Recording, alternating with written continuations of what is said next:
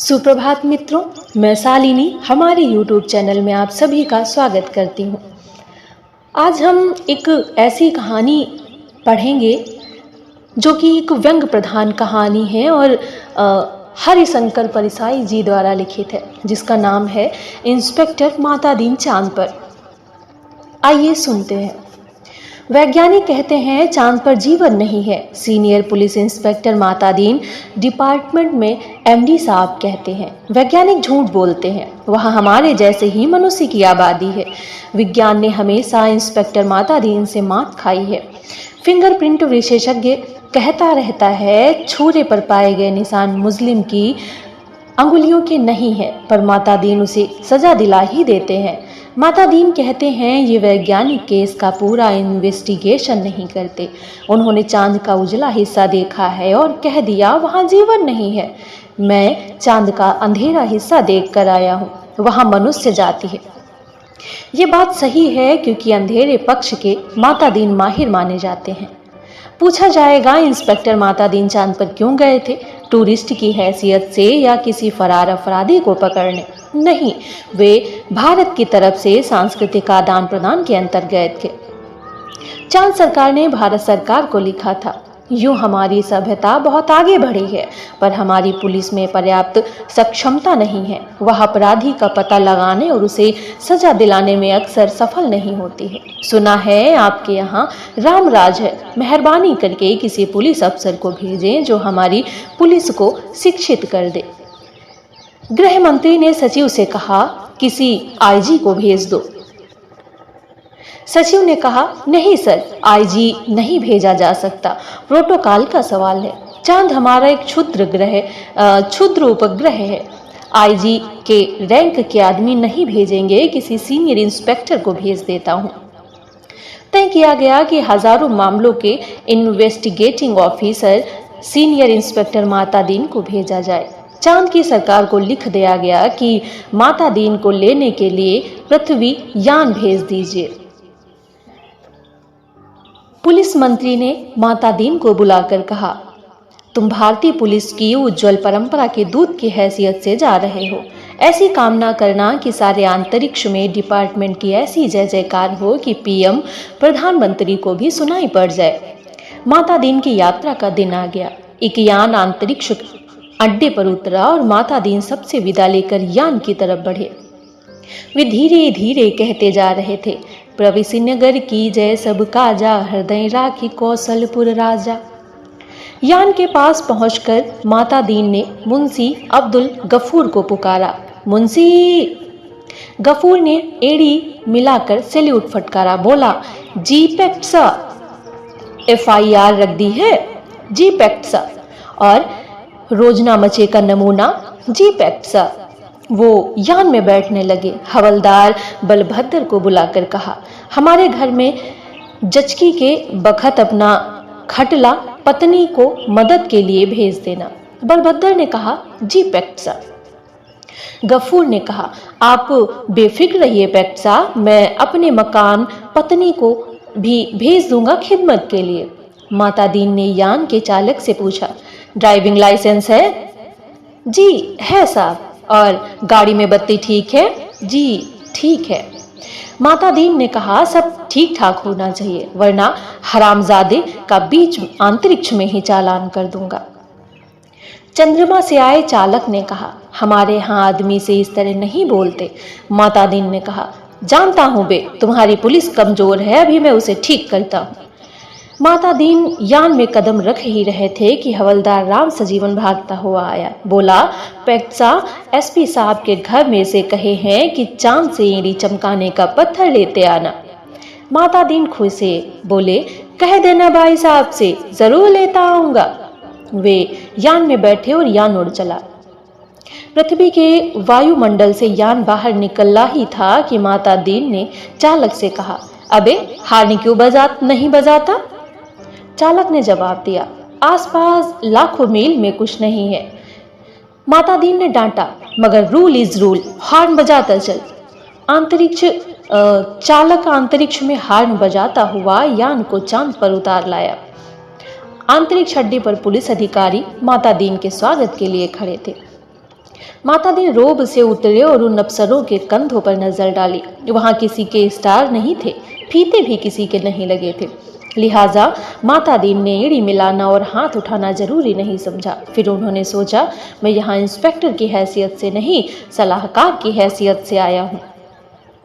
माता दीन को वे लोग लाइन में ले गए और एक अच्छे बंगले में उन्हें टिका दिया। एक दिन आराम करने के बाद माता दीन ने काम शुरू कर दिया। पहले उन्होंने पुलिस लाइन का मुलाहजा किया।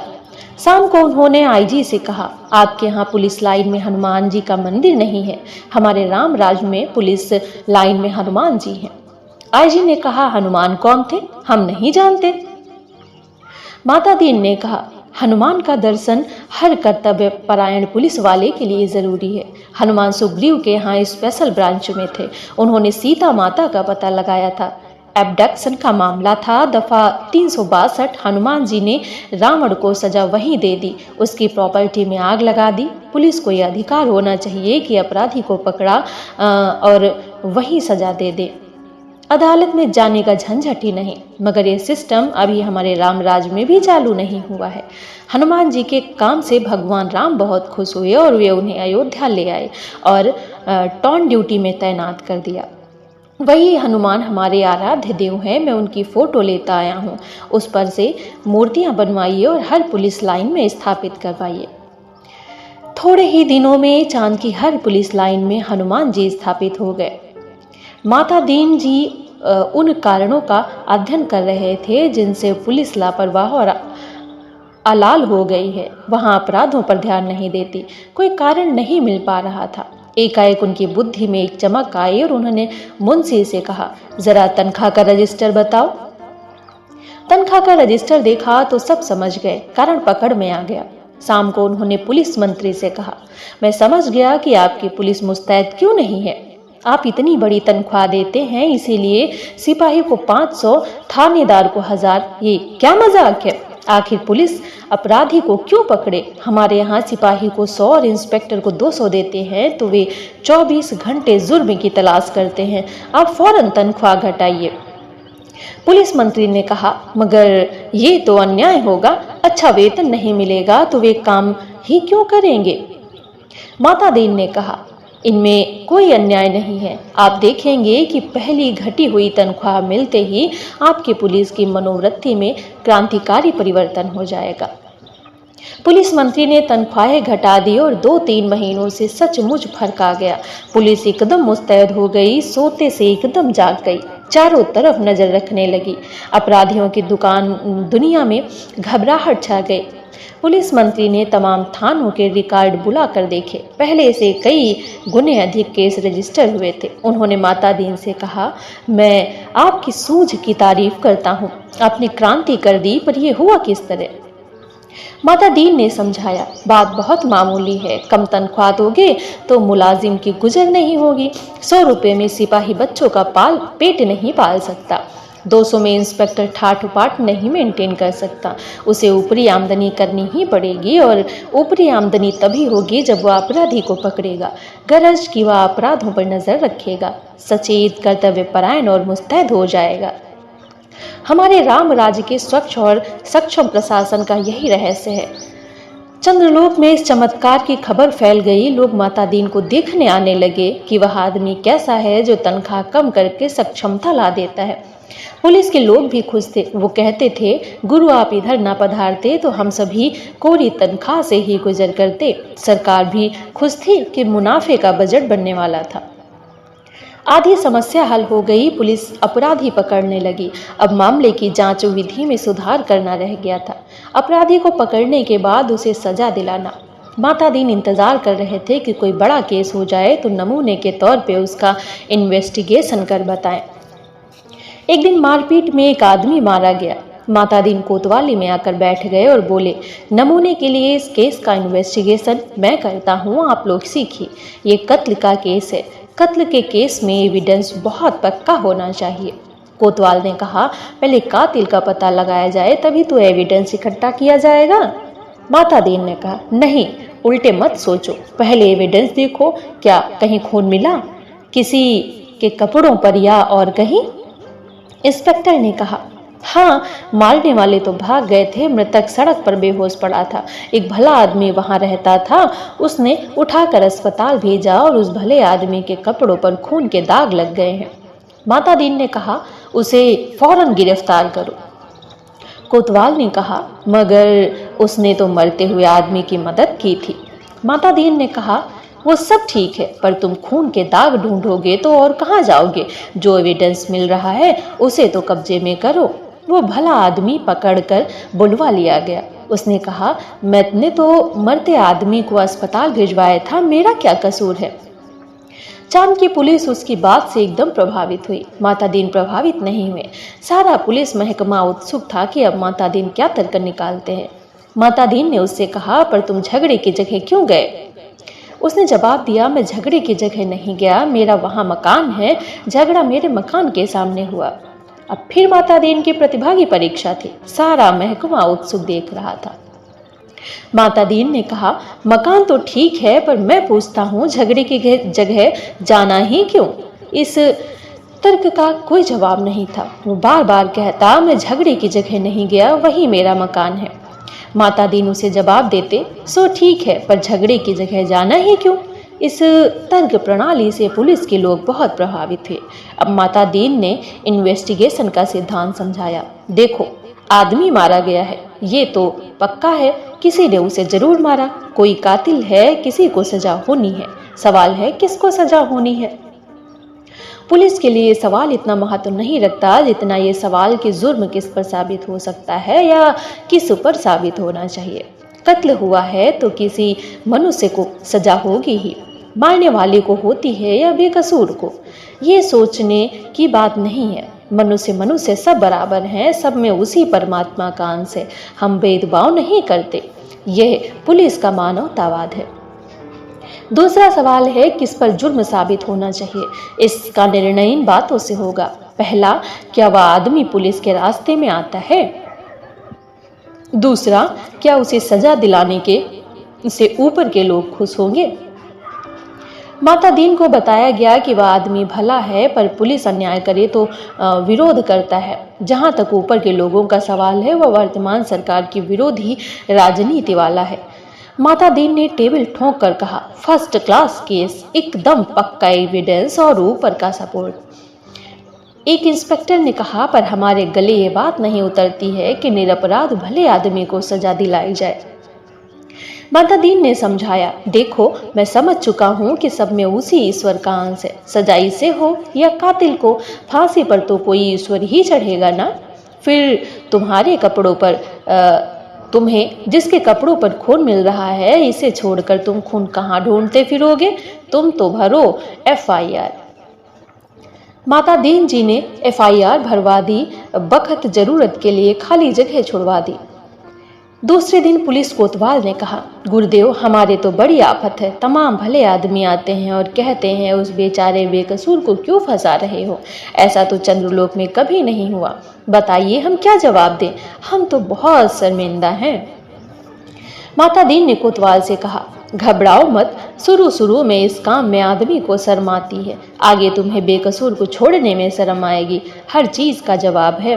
अब आपके पास जो आए उससे कह दो, हम जानते हैं वह निर्दोष है, पर हम क्या करें, ये सब ऊपर से हो रहा है। कोतवाल ने कहा, तब वे SP के पास जाएंगे। माता दीन बोले, SP भी कह दे कि ऊपर से हो रहा है, तब वे IG के पास शिकायत करेंगे। IG भी कहे सब ऊपर से हो रहा है, तब वे लोग पुलिस मंत्री के पास पहुंचेंगे। पुलिस मंत्री भी कहेंगे, भैया मैं क्या करूं, सब ऊपर से हो रहा है, तो वे प्रधानमंत्री के पास जाएंगे। प्रधानमंत्री भी कहे कि मैं जानता हूं वह निर्दोष है, पर ये सब ऊपर से हो रहा है। कोतवाल ने कहा, तब वे? माता दीन ने कहा, तब क्या? तब वे किसके पास जाएंगे? भगवान के पास ना, मगर भगवान से पूछकर कौन लौट सका है? कोतवाल चुप रह गया। वह इस महान प्रतिभा से चमत्कृत था। माता दीन ने कहा, एक मुहावरा ऊपर से हो रहा है हमारे देश में 25 सालों से सरकार को बचा रहा है, तुम इसे सीख लो। केस की तैयारी होने लगी। माता दीन ने कहा, अब 4-6 चश्मदीद गवाह लाओ। कोतवाल, चश्मदीद गवाह कैसे मिलेंगे? जब किसी ने उसे मारते देखा ही नहीं तो चश्मदीद गवाह कोई कैसे होगा? माता दी ने सिर ठोक लिया। किन बेवकूफ़ों के बीच फंसा दिया गवर्नमेंट ने, इन्हें तो ABCD भी नहीं आती। झल्ला कर कहा, चश्मदीद गवाह किसे कहते हैं जानते हो? चश्मदीद गवाह वह नहीं जो देखे, बल्कि वह है जो कहे कि मैंने देखा। कोतवाल ने कहा, ऐसा कोई क्यों कहेगा? माता दीन ने कहा, कहेगा, समझ में नहीं आता कैसे डिपार्टमेंट चलाते हो? अरे चश्मदीद गवाहों की लिस्ट पुलिस के पास पहले से रहती है, जहां जरूरत हुई उन्हें चश्मदीद बना दिया। हमारे यहाँ ऐसे आदमी हैं जो साल में 300-400 वारदातों के चश्मदीद गवाह होते हैं, और अदालत भी मान लेती है कि इस आदमी में कोई दैवी शक्ति है, जिससे जान लेता है कि अमुक जगह वारदात होने वाली है और वहाँ पहले से पहुँच जाता है। मैं तुम्हें चश्मदीद गवाह बना कर देता हूँ। 8-10 उठाईगीरों को बुलाओ जो चोरी, मारपीट, गुंडागर्दी करते हों, जुआ खिलाते हों या शराब उतारते हों। दूसरे दिन शहर के 8-10 नवरत्न कोतवाली में हाजिर थे। उन्हें देखकर माता दीन गदगद हो गए। बहुत दिन हो गए थे ऐसे लोगों को देखे, बड़ा सोना लग रहा था। माता दीन का प्रेम उमड़ पड़ा। उसने कहा, तुम लोगों में से उस आदमी को लाठी से मारते देखा था ना? वे बोले, नहीं साहब, हमने नहीं देखा था, हम वहां नहीं थे।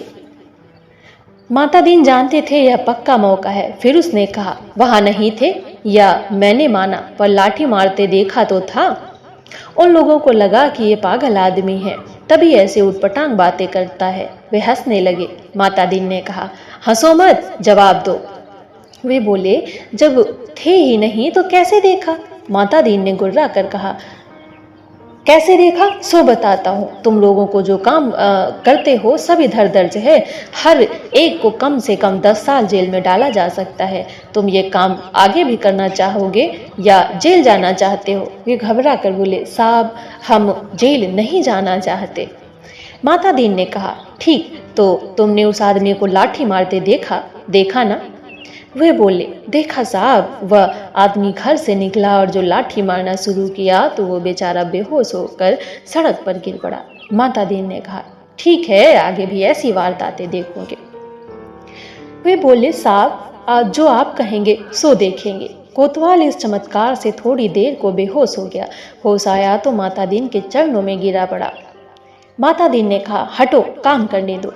कोतवाल पांव से लिपट गया, कहने लगा, मैं जीवन भर इन श्री चरणों में पड़ा रहना चाहूंगा।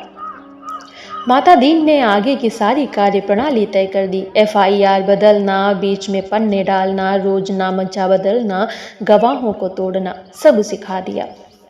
अब आदमी को 20 साल की, उस आदमी को अब 20 साल की सजा हो गई। चांद की पुलिस शिक्षित हो चुकी थी, धड़ाधड़ केस बनने लगे और सजा होने लगी। चांद की सरकार बहुत खुश थी।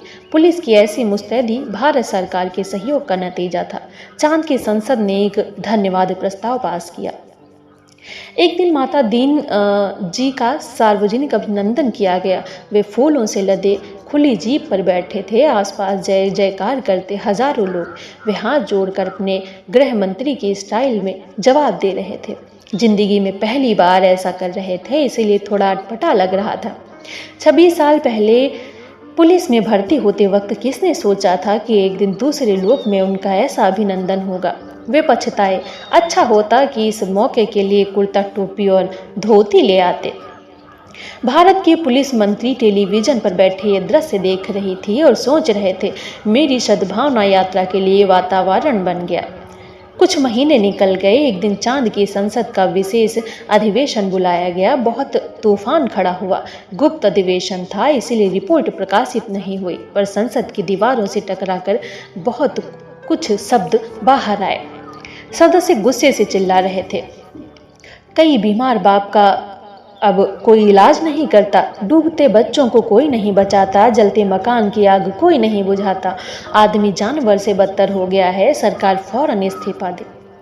दूसरे दिन चांद के प्रधानमंत्री ने माता दीन को बुलाया। माता दीन ने देखा वे एकदम बूढ़े हो गए थे। लगा ये कई रात सोए नहीं हैं। रुआसे होकर प्रधानमंत्री ने कहा, माता दीन, हम आपके और भारत सरकार के बहुत आभारी हैं। अब आप कल देश वापस लौट जाइए। माता दीन ने कहा, मैं तो टर्म खत्म करके ही जाऊंगा। प्रधानमंत्री ने कहा, अब बाकी टर्म का वेतन ले जाइए, आप डबल ले जाइए, तिबल ले जाइए। माता दीन ने कहा, हमारा सिद्धांत है, हम पैसे नहीं, काम प्यारा है। आखिर चांद के प्रधानमंत्री ने भारत के प्रधानमंत्री को एक गुप्त पत्र लिखा। चौथे दिन माता दीन जी को वापस लौटने के लिए अपने आईजी को ऑर्डर मिल गया। उन्होंने एसपी साहब के घर के लिए एड़ी चमकाने का पत्थर यान में रखा और चांद से विदा हो गए। उन्हें जाते देख पुलिस वाले रो पड़े। बहुत अरसे तक ये रहस्य बना रहा कि आखिर चांद में ऐसा क्या हो गया कि माता जीन को इस तरह एकदम लौटना पड़ा। चांद के प्रधानमंत्री ने भारत के प्रधानमंत्री को क्या लिखा था? एक दिन वह पत्र खुल ही गया। उसमें लिखा था, इंस्पेक्टर माता दीन की सेवाएं हमें प्रदान करने के लिए अनेक धन्यवाद, पर आप अब उन्हें फौरन बुला लें। हम भारत को मित्र देश समझते थे, पर आपने हमारे साथ शत्रुवत व्यवहार किया है। हम भोले लोगों को आपने विश्वासघात किया है। आपके माता दीन जी ने हमारी पुलिस को जैसा कर दिया है, उसके नतीजे ये हुए हैं कि कोई आदमी किसी को मरते हुए आदमी के पास नहीं जाता है, इस डर से कि वह कत्ल के मामले में फंसा दिया जाएगा। बेटा बीमार बाप की सेवा नहीं करता, वह डरता है बाप मर गया तो उस पर कहीं हत्या का आरोप नहीं लगा दिया जाए। घर जलते रहते हैं, कोई बुझाने नहीं जाता, डरता है कि कहीं उस पर आग लगाने का जुर्म कायम कर ना दिया जाए। बच्चे नदी में डूबते रहते हैं, कोई उन्हें नहीं बचाता कि इस डर से कि उस पर बच्चों को डुबाने का आरोप ना लग जाए। सारे वे मानवीय संसाधन समाप्त हो रहे हैं। माता जी ने हमारी आधी संस्कृति नष्ट कर दी है। अगर वे यहाँ रहे तो पूरी संस्कृति नष्ट कर देंगे। उन्हें फौरन रामराज में बुला लिया जाए। कहानी यहीं पर समाप्त होती है।